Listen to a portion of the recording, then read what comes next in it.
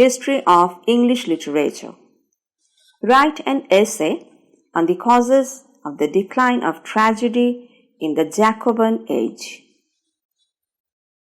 Shakespeare wrote in the heyday of Elizabethan age, but the great tragedies of Shakespeare, Macbeth, King Lear, Othello, were written in the Jacobean age. James I ascended the throne in 1603. The early decades of the 17th century may be called the Age of Transition. By this time, the Renaissance impulse exhausted itself. The Elizabethan zest for life, the Elizabethan exuberance and optimism are succeeded by a mood of disillusion, defeat, and bitterness. Various causes account for this mood of disillusion. First, there were a series of plots to assassinate Elizabeth. There was no heir to the throne. Apprehension of civil war and intervention of foreign powers gripped the mind of the people. The situation reached its crisis in the rebellion of Essex on February 1, 1601, and his execution. A feeling of uncertainty sharpened with the accession of James I. Court standards were lowered. Uncertainty and fears increased within the constant threats to the powers of James. The Jesuits plotted against James constantly. Elizabeth was popular and tactful. She compromised in matters of religion.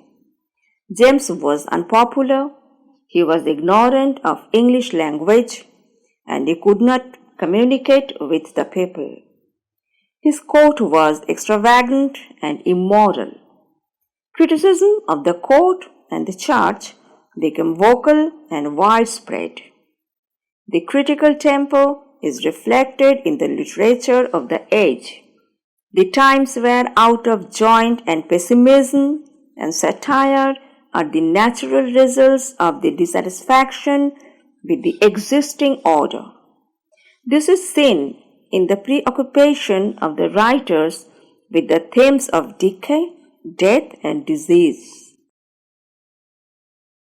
The bewilderment and confusion of the age is made worse, confounded by certain new and materialistic interpretations of the world order.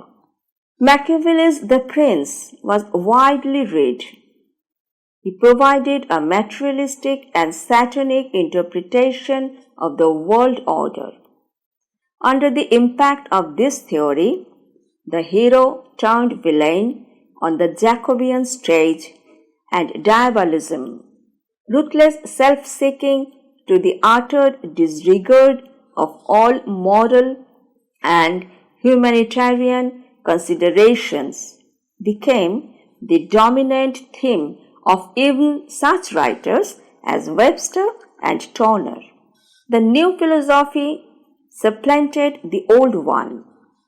The new astronomers exploded the cosmology of Aristotle and Ptolemy. The earth no longer remained the center of the universe. Man's faith in his own importance and that of this planet was shaken.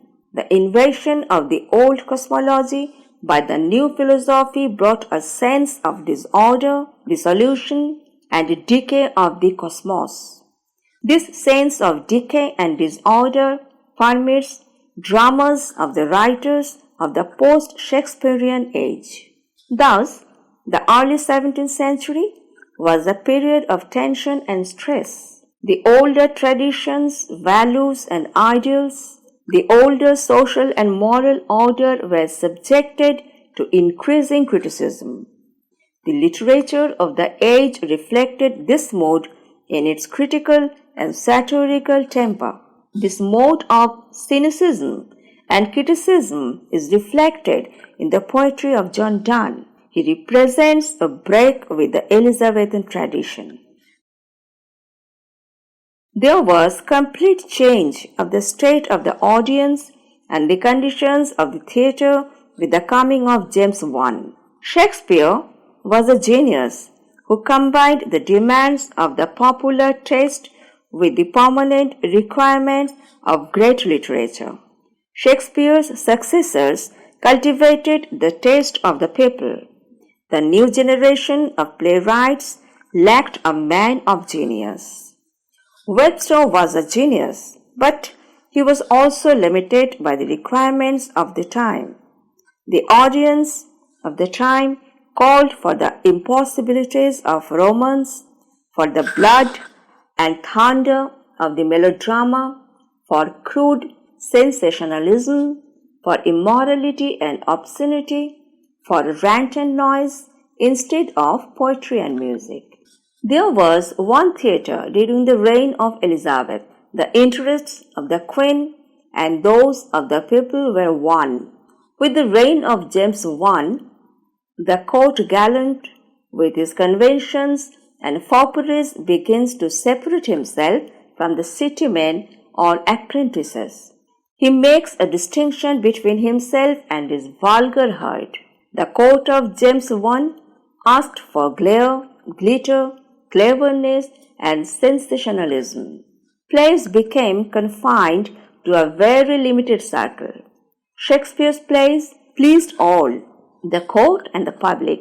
Beaumont and Fletcher wrote for the courtiers with their wit and gallantry, tales of intrigue and their insidious indecency.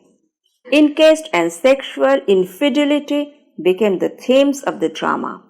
Shakespeare handled these themes but transformed them into splendid works of art by his genius. Post-Shakespearean dramatists had a morbid taste for horror. Kidd introduced horrors with a youthful realism for melodrama. Shakespeare raised melodrama to tragedy, but these dramatists indulged in crude horror, bloodshed and violence. There were the elements of the morbid and the macabre. There was no redeeming feature in the pervasive atmosphere of gloom and disintegration. Even the images smack of the graveyard.